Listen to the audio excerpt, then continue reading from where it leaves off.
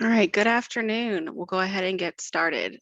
Today is Tuesday, May 3rd.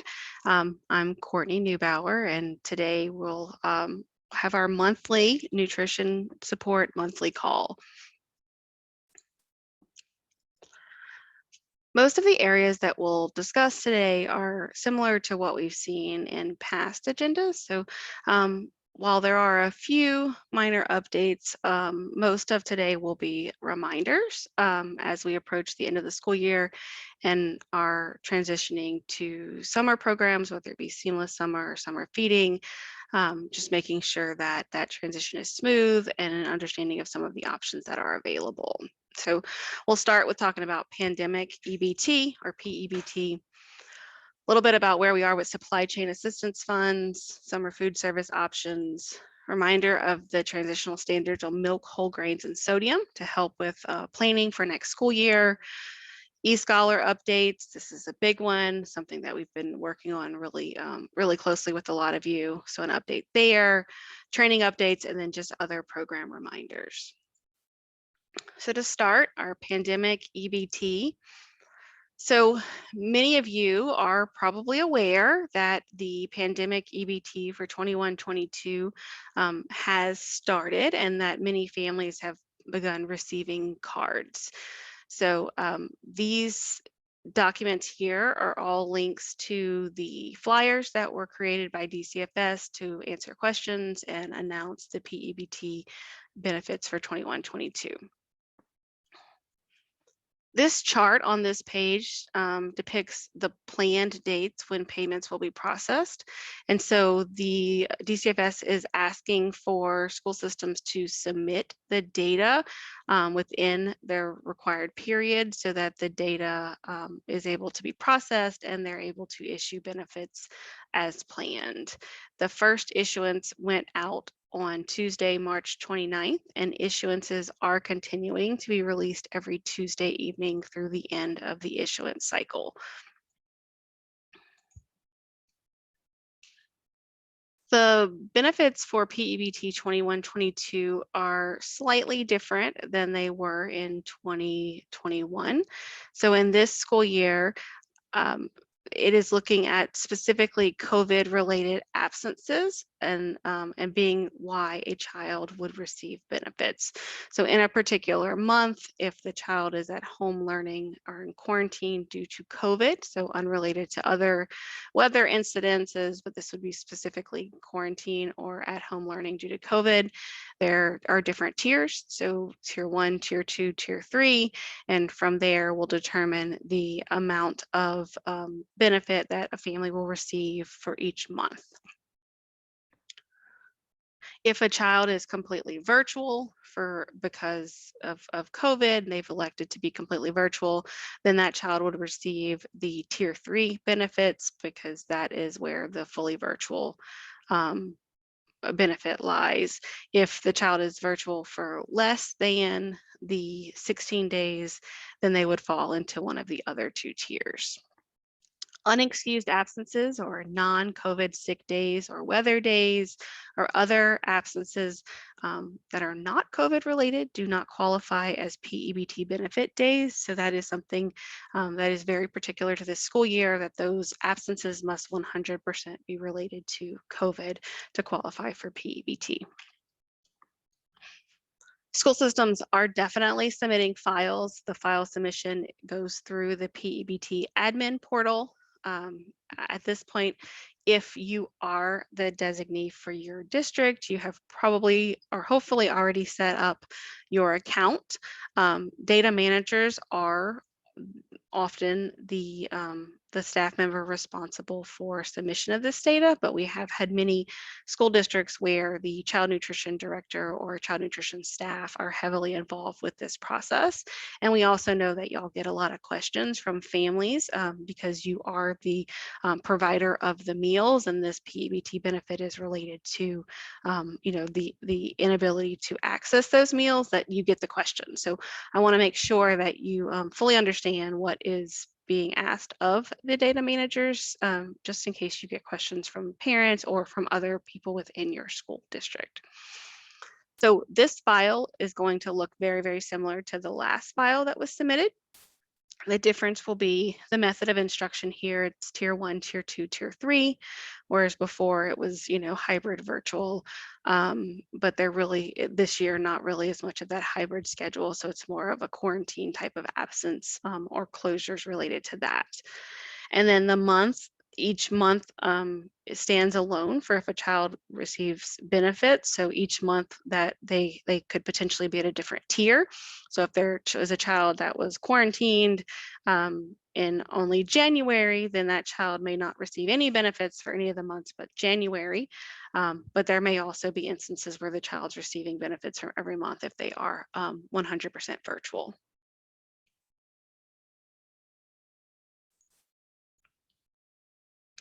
The majority of the questions that come my way and probably come your way as well are around the activation of those cards. So parents need to verify that child's information, and they can do so um, by calling the DCFS support number, um, or they can out to the school to get some assistance. If the school is contacted, the school should attempt to activate the child's card using the correct information that they have on file. So activation requires the card number, the last 4 digits of the child's local school student ID, the child's date of birth, and the mailing address. And as a parent of a child that is in a school system who has been quarantined numerous times this school year, a card just appeared at my house one day, and I struggled to know what my child's local student ID. So, as someone who is very familiar with this process, I can understand how parents may not necessarily know that student ID number, especially when it's a very young child. So, providing that information to the families may help answer a lot of the questions, because I know as a parent myself, receiving that card and the information, although I knew that I needed to use the local student ID, I really had no idea what that local student ID was for my particular child. So just something to think about when these questions come, because that is usually where the information it's surrounding that particular activation code or what the school used to activate. And so being able to communicate with that parent is very important. If you yourself at a district have questions about the PEBT program, there is an email address, dcfs.pebtsupport@la.gov. This is the email address that is used for school systems to communicate with DCFS and is not meant to be shared with the public. So although there is a separate communication line for parents, this is intended to get support for the school systems themselves. So there are ways to verify the benefit amounts and the balance. The first way is to call the call center. Before activation, the card balance is set to 0, and then after activation, the card is set to the right benefit amount. So if a family calls and says their card, maybe is 0, it may be that they're not fully activating the card yet. There are other ways to create an account in the Cacfp self system. So it's an online portal, and this is a great way to really track what's going on with their child's situation related to PEBT benefits. Schools are encouraged to let their parents know about the portal. This information was communicated out to the families. They received a separate letter in addition to the card itself with some of this information. But we know from past PEBT issuances that the school or the school system are often their first line of communication. So they're reaching out to schools to ask these questions. So you can provide the parent portal information and also the frequently asked questions. I like this tip that to let families know if they're going to receive benefits ahead of time, if they're eligible or not eligible, and potentially including that local student ID, which could help reduce unnecessary phone calls. It's really getting up and moving, so I expect that as we move through the month of May and even into the summer, a lot of questions are going to start coming from parents related to the PEBT benefits.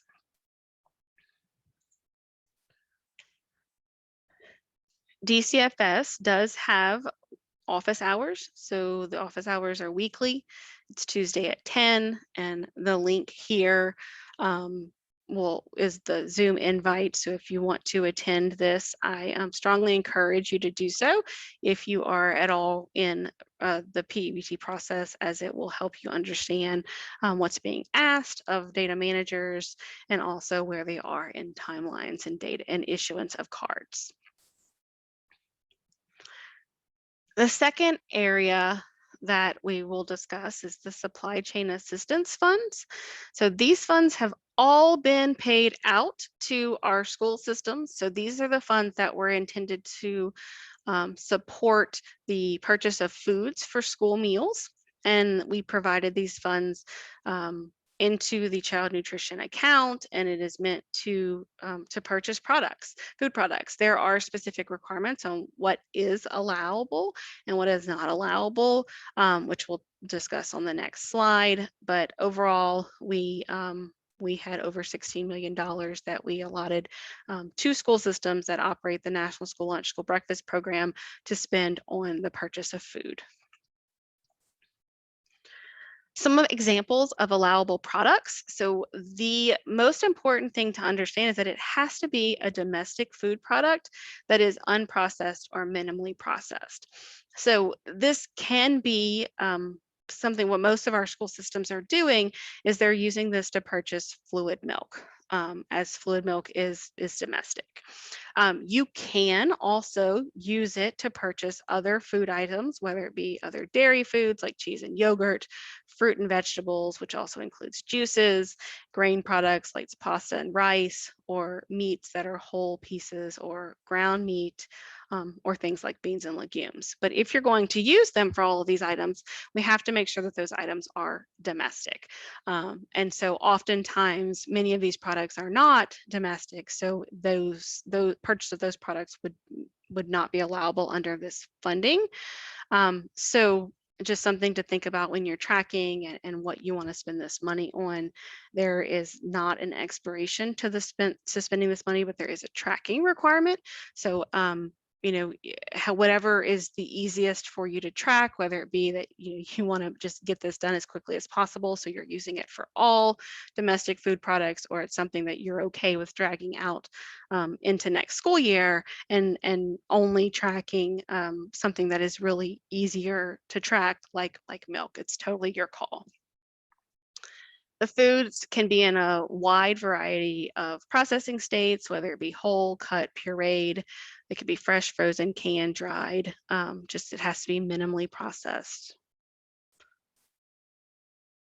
The funds can only be used to support the National School Lunch and School Breakfast program, so it cannot be used to support purchases for Cacfp or for the Summer Food Service program.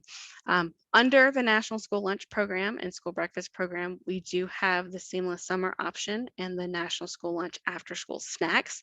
And since these two programs are components of the National School Lunch, these funds can be used to support purchases related to the Seamless Summer option and the National School Lunch After School Snack program.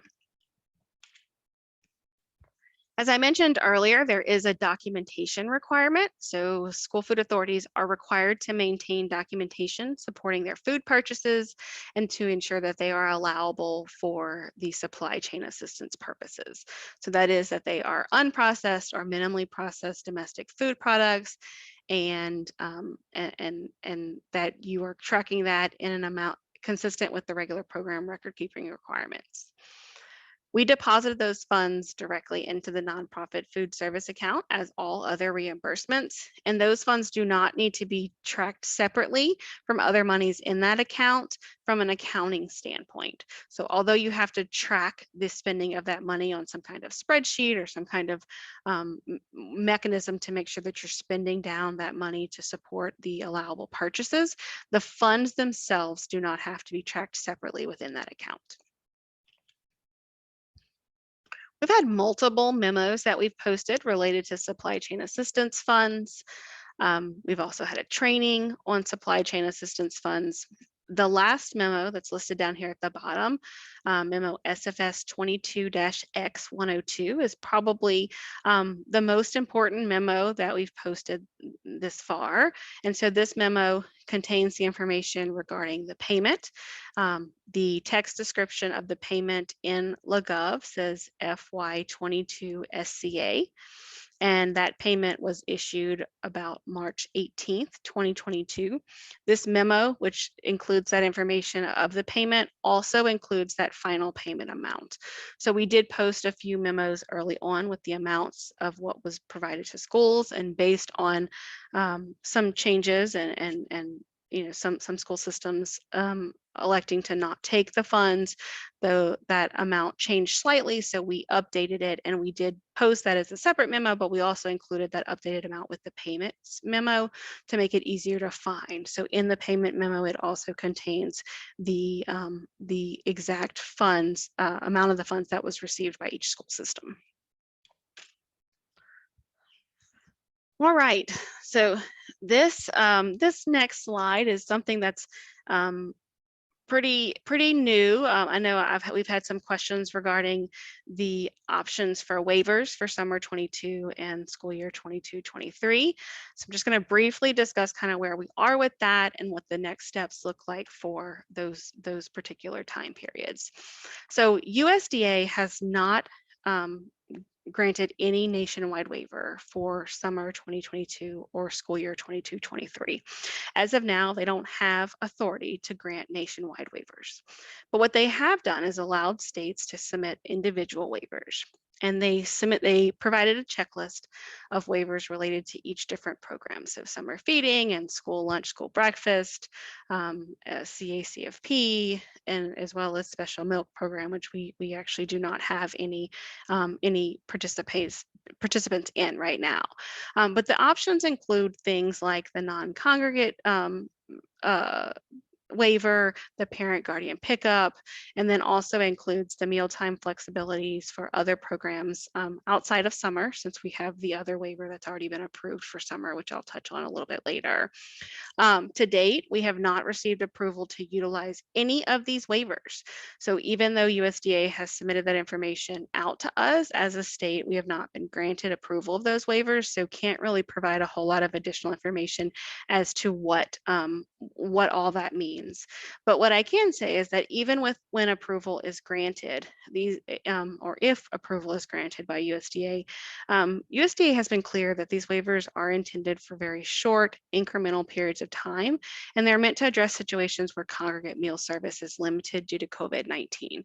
So they are meant to be used as a kind of a bridge between where we've been and where we're trying to get to, which is back to normal operations, but also being proactive and knowing that there is a chance that another variant could pop up, that something could change, and we're not looking to see the end of this. We're really somewhere, kind of still in the midst of this pandemic.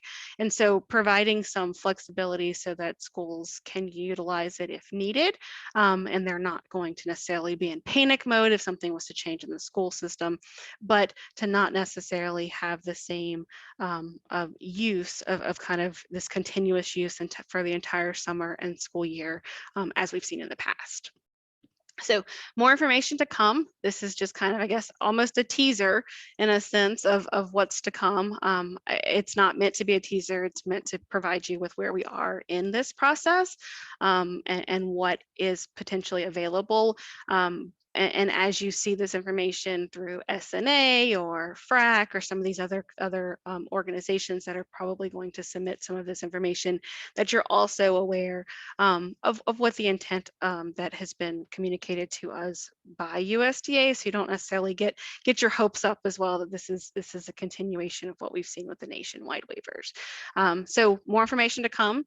We are applying for the waivers and we hope to get approval, but we'll have to provide more guidance on the use of those waivers once more information is given to us from USDA. Okay, so we will move into the summer meal service option. So If a school system, an SFA, intends to host a summer meals program, there are two options. The first is the Seamless Summer option, and the second is the Summer Food Service program. So you can refer to the slides and the video from our Seamless Summer training, and also the slides and the video from our SFSP training for more information. For Seamless Summer, so school systems that are currently using Seamless Summer right now for the school year, you can continue to use the Seamless Summer option through January or through June 30th. And that basically, most of our SFAs are already operating under the nationwide waivers number 85 and 86.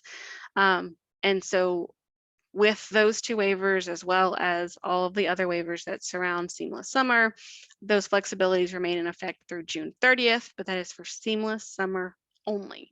And so these waivers include that higher summer food service reimbursement rate, as well as the non-congregate feeding options like grab and go. There are some flexibilities for home delivery, but that would be only under SSO, but still, something that would need to be approved on a case-by-case basis if that is something that a school system is considering. All of these waivers related to Seamless Summer do end on June 30th. So operations related to Seamless Summer after June 30th, at this time, there are no additional flexibilities. There may be some through those waivers that I mentioned on the previous slide, but still the use of those will be a little bit more reserved than what we've seen in the past. I've included three slides in here as well in this section about some promotional material that No Kid Hungry has provided. So if you are sponsoring a summer food service program, No Kid Hungry does have some available flyers and banners that you can use, so you can receive summer meal site and the texting line information. They have banners, flyers, posters, yard signs that you can post, that you can put out in front of your sites or near an intersection to promote your summer meals program. If you need any of this, you can reach out to Miss Ariane Bryant with No Kid Hungry, and she can provide you some of the materials that were mentioned here.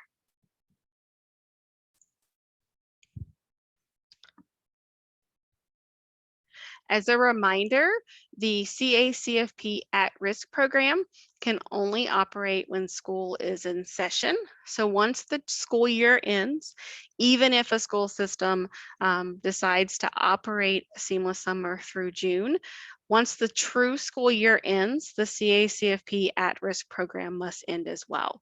So if school's ending on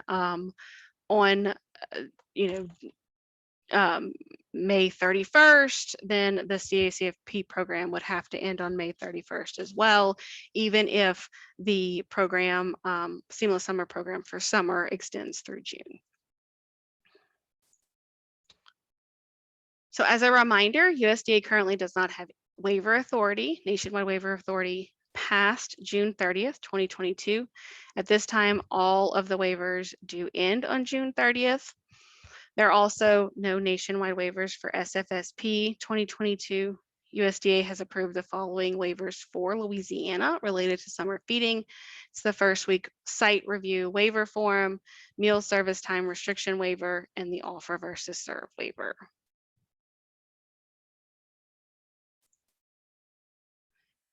The summer food service application. So at this time, we are working to open that application for returning sponsors. We are expecting that application to be launched in early May. I know we are in early May, so the question is like, hey, when are we going to do this? So we hope to be very soon with the introduction of these additional waivers from USDA. We're trying to get some of those things ironed out before opening the SFSP application. Also, the review schedule for summer feeding and seamless summer is being finalized, and we hope to post that schedule by mid-May. The transitional standards on milk, whole grains, and sodium. As a reminder, USDA has published the transitional standards final rule, and this rule provides certainty for the next 2 school years while USDA works on permanent standards. We do have memos posted, and we've also done a training on this, so I encourage you to review that, especially as you plan your menus for next school year. Some of the key provisions, the first one being the flavored milk. It allows SFAs to offer flavored low-fat milk at lunch and breakfast as a beverage. It also requires that unflavored milk be available at each school meal service, and this extends to the special milk program, the child and adult care food program for children ages 6 and older. This rule also clarifies that lactose-free milk and reduced lactose milk meet the special milk program for Cacfp as well.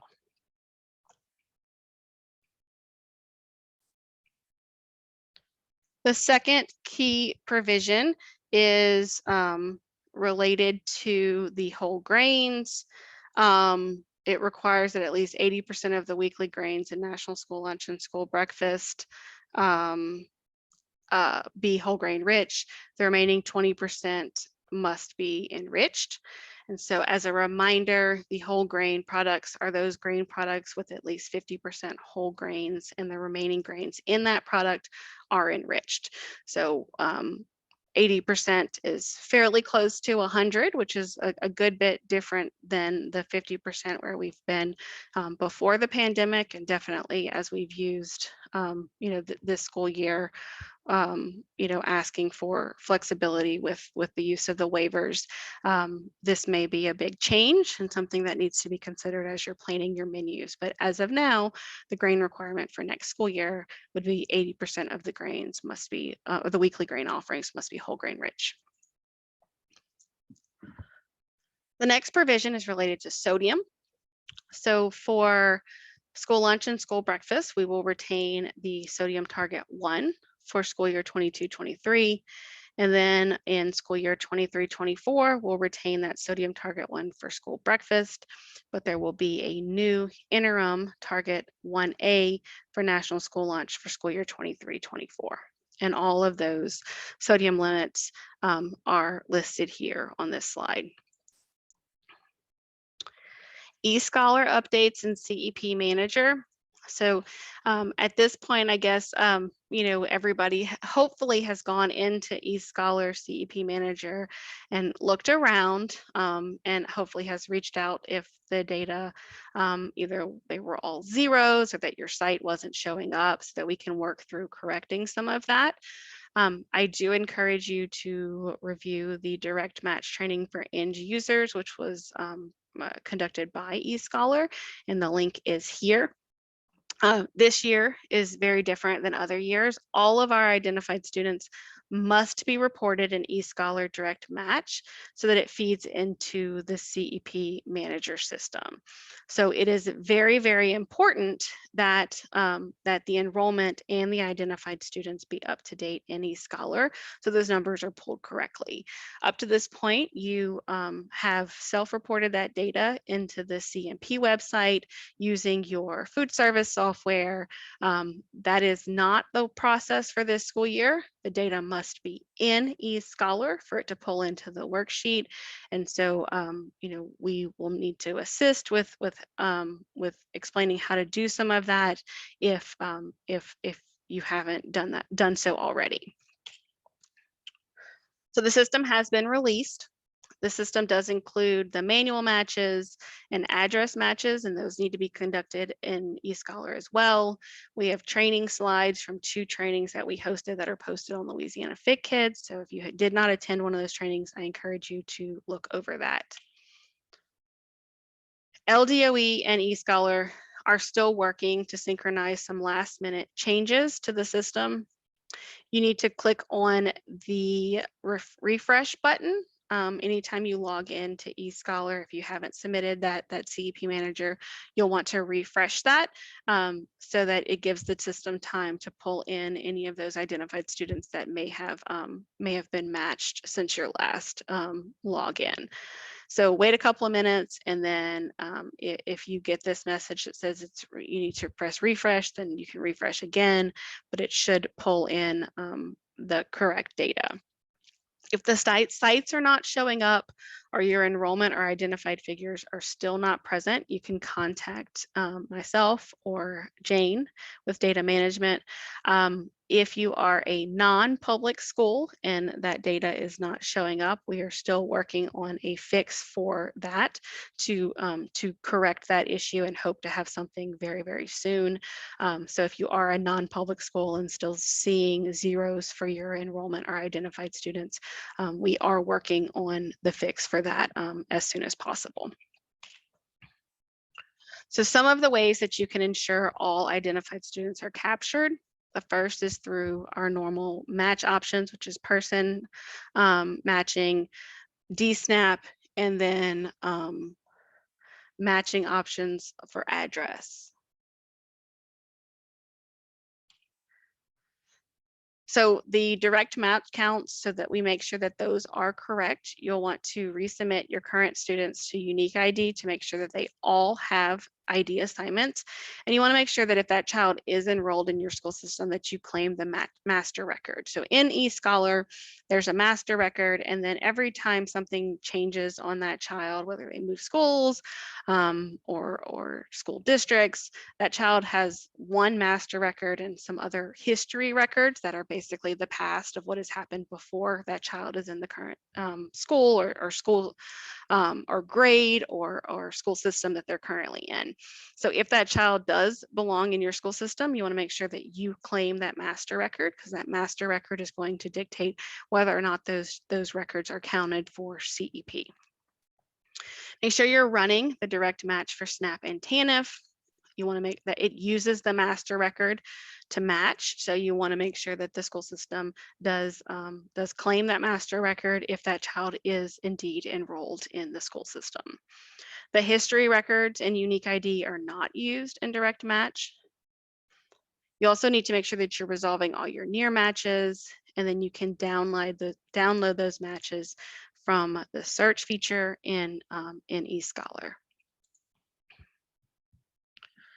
So there is still a requirement that school food authorities operating Seamless Summer are still required to use eScholar to directly certify students, and our updates are still available monthly. The March file for both SNAP and TANF are available. We do, to date, still have some school systems that have not run direct match. This is still a requirement, and we are approaching, we're in May and we'll be approaching June before we know it. And so this is a requirement and it must get done because that data is going to be needed for that submission for CEP, and it is still a federal requirement even though you're operating Seamless Summer.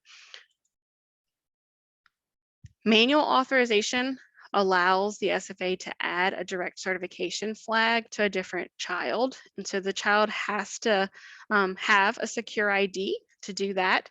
So you'll want to enter that student's ID, and then you, under manual authorization, then click match.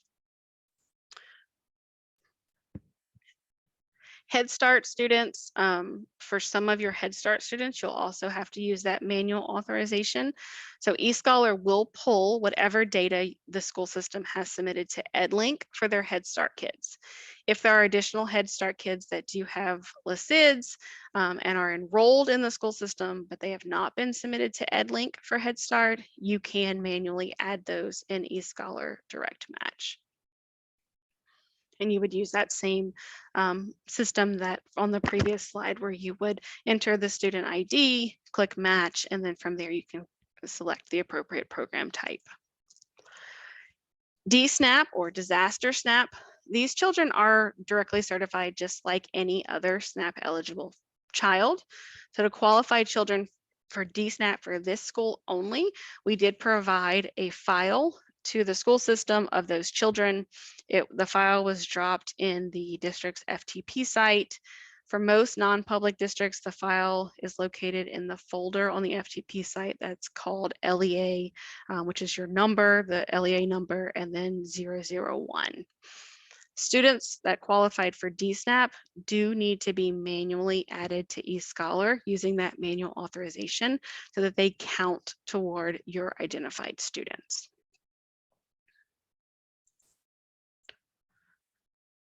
To manually add that, the user would search the ID, just as we mentioned earlier, click match. From there, there would be a start date, the match reason, you would select SNAP as the reason, this one actually, and then the match, you can add a comment that says DSNAP and then click update. Address matching, so the purpose here is to identify DC extended children that are living in the same household. Address matches compare the address of a student that's already in unique ID to the address that's in a child that's already been matched in the SNAP file. So matched records can be included in your CEP calculation. We are running those address matches monthly. You would want to resolve those the same way you do near matches. So the eScholar system is not going to automatically match any student using address matches. It's going to produce a list similar to near matches to allow you to determine if that is a match for that particular household. You want to be cautious when resolving the near matches because some addresses may be apartment buildings that don't have the unit number, and there may be multiple students in the same address that may not truly be related and may even have different last names. So it's a tool to help identify additional kids who may be in the same household, but still requires some due diligence to ensure that you're extending appropriately to family members of that particular child. So this is what the CEP extended match looks like. You would have a list of match results underneath this bar at the top. From there, you can click the down arrow to drill down into a particular student information to determine if that is a matched child or not. So for the CEP manager, the key points is that the CEP staff and data managers must work together so they can ensure that all students, identified students and enrolled students, are up to date. You want to resubmit the current students to unique ID for ID assignment and make sure you claim that master record. The direct match uses the master record, so make sure that you do claim that if that child is enrolled there. You want to run your direct match for the SNAP and TANF. Make sure you're resolving all your near matches, resolve all the address matches, ensure all DSNAP children have been added, and ensure that any DC extensions that you completed in your food service software, that you actually made that extension through manual authorization in eScholar. So to get those kids to count as identified students, you want to make sure that you do that manual authorization in eScholar, not just in your food service software. Louisiana did ask for a CEP waiver, and we were granted that waiver. So the data, although it's usually as of April 1st, can be from any point in this school year, whether it be July 1st to June 30th. The population due date is June 30th, 2022, and then final elections for CEP it's September 30th, 2022. I do encourage you as we move into the school year to make a decision for CEP before school starts, as it becomes much more difficult. You know, if you elect CEP after school starts, but yet before that deadline. So I do strongly encourage you, even though that deadline for CEP elections is September 30th, that you make that decision and election before your school starts in your district. So even though the CEP deadline has been extended for June 30th, it is very important that you look over the CEP data to make sure that it is correct. So this allows us time to make corrections, make additions if we need to, ensure that all of your login credentials are up to date. So it's really important that you log in, make sure that your sites are there, that all of your sites that you have are listed there, and that if any of the information has zeros reported, that you let us know so we can make a change to the location and location ID to get it to correctly appear in the CEP Manager system. Training. So our trainings are still posted on Louisiana Fit Kids. So the registration link takes you straight to the Zoom registration. There's not two registration processes as we had previously. This has been changed since March, so this is not new anymore. You still will receive a follow-up email confirming your attendance, the training hours, and the codes. Also, we still ask that you complete the questionnaire or evaluation. That helps us plan for additional trainings. The training slides and recording, when they are available, are always posted to Louisiana Fit Kids. So I encourage you, if you're unable to attend a training, or you did attend but you're not sure if you heard something correctly, please listen to it again. Tell your friends that may not be on this call so they can listen. As you know, often new information is shared, and this is one of the first places that we release that information out to the districts.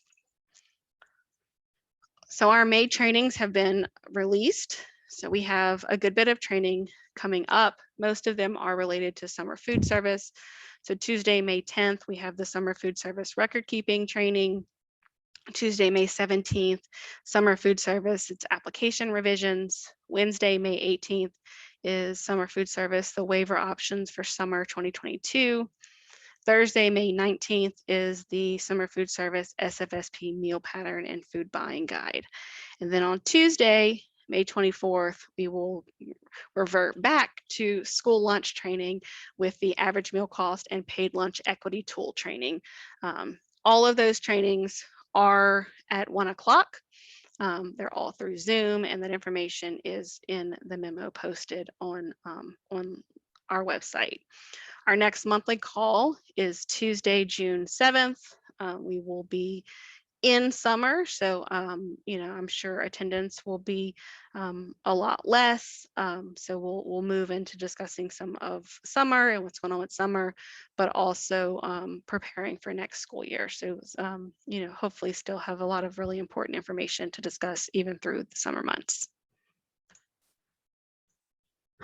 Save the date. So our in-person obesity conference is still planned to happen Thursday, September 29th. That will be at Pennington in Baton Rouge. We're also planning a state update for the day before on Wednesday, September 28th. So mark that on your calendar. We also have virtual manager training that has been scheduled, and the registration is now open. So virtual manager training is May 31st through June 2nd, and the registration is now open. Other program reminders. We've mentioned this a few times, that the procurement proclamation that extended the flexibility for procurement, that did end in March, on March 16th. The governor did not extend that suspension after March 16th. So it is very important that you follow all of the state procurement laws and regulations. So as you're planning for summer and next school year, the state procurement laws are all in effect. There is some flexibility that is still in state law for procurement of local agricultural products to support food farm to school initiatives. So that is something that you know, just that does allow some flexibility. But other than that, the state procurement laws and regulations must be followed beginning on March 16th and you know, and ongoing from that point forward. The deadline for charter schools to submit their food service management company contract or agreement amendment is June 1st. So we are now on May 3rd, so we are less than a month away. So it is very important that you get those amendments or contracts in. Contracts and contracts amendments are approved as of the date that we approve them. So don't waste any time to submit that to us. All contracts do end on June 30th. So if you're operating a summer food service program and you intend to go into July and you have not submitted your food service management company contract or amendment, then that new contract would not begin until it is approved by us. So it is very important that you get that information in as soon as possible so you don't have a lapse in coverage of having an active food service management company.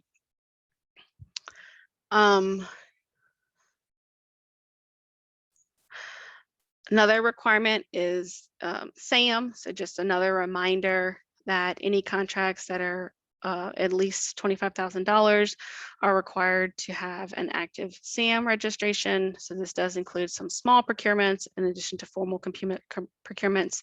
So just a reminder as you're working through the bid process for next school year that any contracts that are equal to or exceed the $25,000 threshold would have an active SAM registration.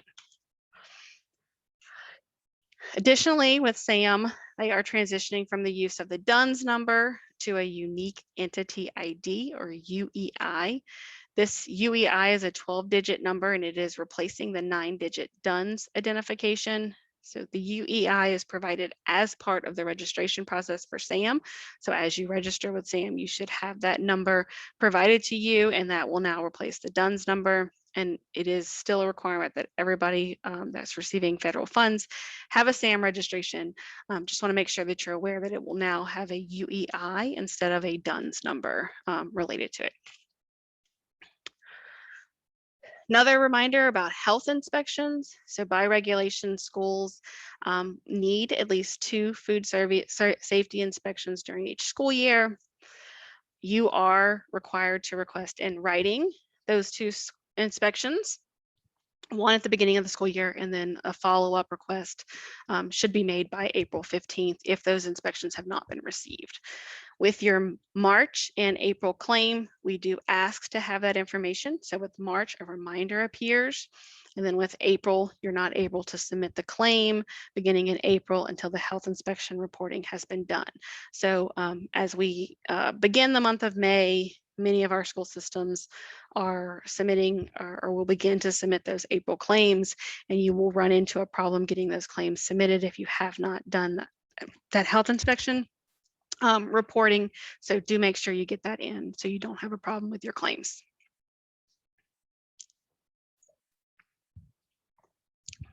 Just once again, reminding of what's coming. So the Medicaid demonstration project, we were announced as one of the 8 states that were going to participate in the expansion of this project. It will begin in school year 22-23. So we'll add Medicaid to the list of benefit programs that directly certify students. This is a win-win for students, families, and officials. More information will be coming. We did just recently sign the MOU with LDH to get this information and be able to move forward. So we are on track. More information will be coming. We'll start providing some training. We are contacting the food service software companies to make sure that they're on board and know what's coming so that we are able to make this transition as smooth as it possibly can be. So hopefully it will be all positive. So Friday, this coming Friday, is School Lunch Hero Day. This is a special day of celebration to recognize school nutrition professionals and the difference they make every day. School lunch heroes provide the perfect opportunity to recognize the hardworking professionals in your school cafeterias. So you can send pictures, stories, pictures from your phone, anything you want to Kathy Carmichael, and she will post that on social media to highlight all the great things that are happening this Friday for School Lunch Hero Day.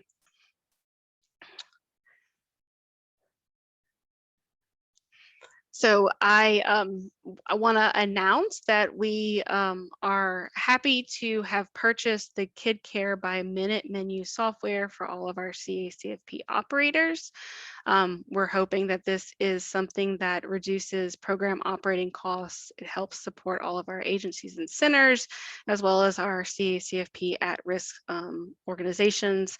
CACFP with COVID has just grown exponentially. So having an opportunity for many of these organizations to have contactless record keeping and to help keep staff and participants safe.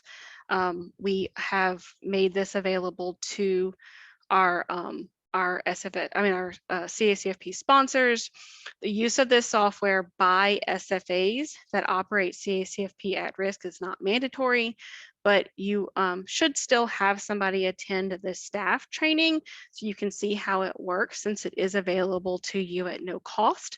So you may find some benefits of the program that you would like to still use, but it is optional and not mandatory for our SFAs that operate CACFP. So our child nutrition spotlight for the month of May is Miss Rosie Jackson. So she is the executive director of Orleans Public Schools. She has dedicated her life to child nutrition for the last 50 years. To think about, that is just an amazing thing. And so I'd like to commend her for her hard work. Throughout the last 50 years with child nutrition. And I hope that we have many, many other directors that will be around for 50 years that we can highlight somewhere down the road as well. If you have a recommendation for any nominations for child nutrition spotlights, we do encourage you to send that information to Kathy Carmichael. I would love to see that in addition to all of our great directors that we have across the state, if you have really great technicians or managers that are doing an awesome job, please send that information as well, as we'd love to highlight some of their hard work as well. So please send that information over to us so we can highlight some of your wonderful managers and directors, or managers and technicians in addition to the directors for our monthly spotlight. That is the end. I have left about 7 minutes for questions. So please, I know there are some questions that have already come in the chat box. I'm gonna read through those and I'll start answering some of those in just a second.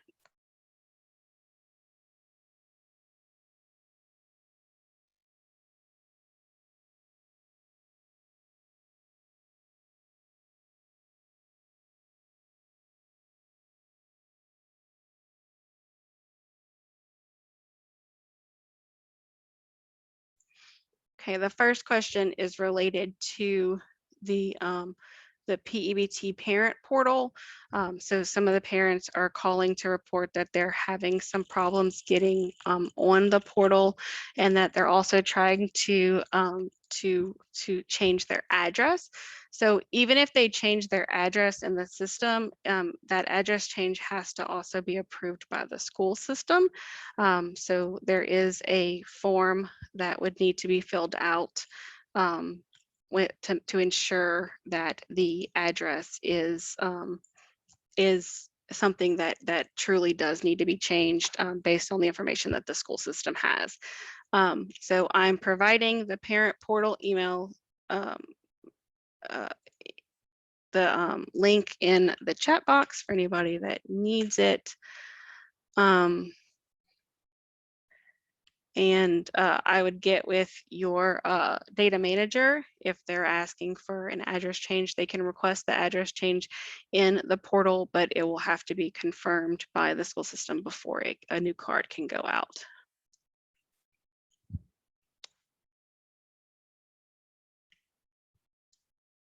The next question is related to the age grade group and congregate feeding waiver, whether they'll be available for July. At this point in time, we do not have any waivers that appear that they're going to be completely open for use. So there are some waivers that we can apply for, but they would be very specific situations. So at this time, unless there was a outbreak or some very small change for a very particular period of time, July looks to be fairly similar to previous operations before COVID. If most of our school systems did operate as closed enrolled during the school year, and if you want to continue operate seamless summer into the summer, you can change your type to open. That's not a problem. You'll need to submit a revision to your seamless summer application because you are doing seamless summer during the school year. We encourage you to wrap up what you're doing with the school year related to seamless summer before you submit that revision to us, as changes in times and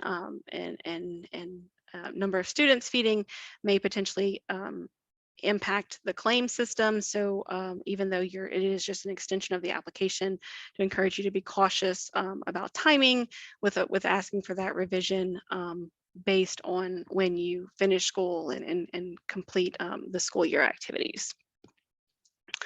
We hope that the summer application will be available very, very soon. I'm hoping that in the next week or so, we will have that available. So we can release that out. Like I said, we are trying to hold on making sure that some of those waivers are included in the application, so we don't open the application and then have things come in and then have to have you submit a revision once we get these updates made. So to avoid multiple revisions based on changes in processes within the system, trying to get some of that in before we release that application. So question about address matches in eScholar. If there's been something you've sent to us related to a discrepancy in eScholar, we look at that. If we can't resolve the information, then we send it to eScholar for more review. So some of these issues are still being reviewed by eScholar.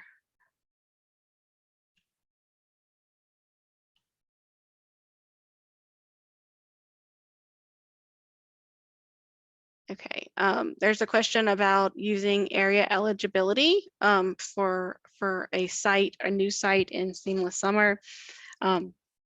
So being that Louisiana is so poor, most of our sites do not have an issue with qualifying for area eligibility based on where they're located. So if there's another site in the attendance area of this particular school that does have a high enough free and reduced percentage, you can use that data for area eligibility, even if it is a new site. Okay, I have answered the question about the new software for Cacfp. Kid Care is available for use. Strongly encourage you to still have someone attend the training, but SFAs that are utilizing some other food service software, it is not a requirement for you to use that software, but do want you to be aware of how it works. We are also beginning to pilot that for summer as well. So we'll have more information related to that program for summer in the next few months. Virtual manager training is not a requirement. It's something that that we, encourage you to send some of your managers to. It helps really give them a good foundation, really some great useful tools. Some of our school systems do a phenomenal job of training managers in-house, and that's absolutely okay. But we do have this virtual manager training option for anybody that wants to utilize this to help build stronger managers, or any staff that you're kind of seeing that they need to kind of be pushed because maybe they are looking as to be one of your next managers managers in one of your schools. So great program, great course, provides a lot of really important, groundwork for helping your managers and new managers do their job.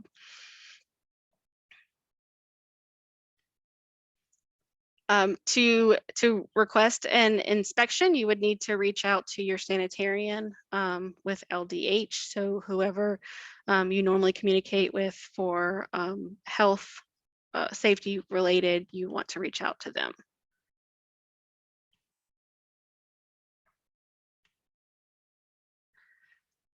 Because schools operate year round, their inspections for the school year